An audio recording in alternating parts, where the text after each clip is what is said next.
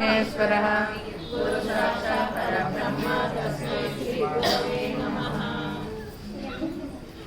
सिन्दूरार्णविग्रहं त्रिनयनं माणिक्यमौलिस्फुरतारानायकशेखरां सिन्दूरीमापेन वक्षोरुहां पाणिभ्यामणिपूर्णरत्नशतकं रक्तोत्पलं विदधतीं सौम्यां रत्नगणस्वरत्नचरणां ध्यायेत् पराम्बिकाम्।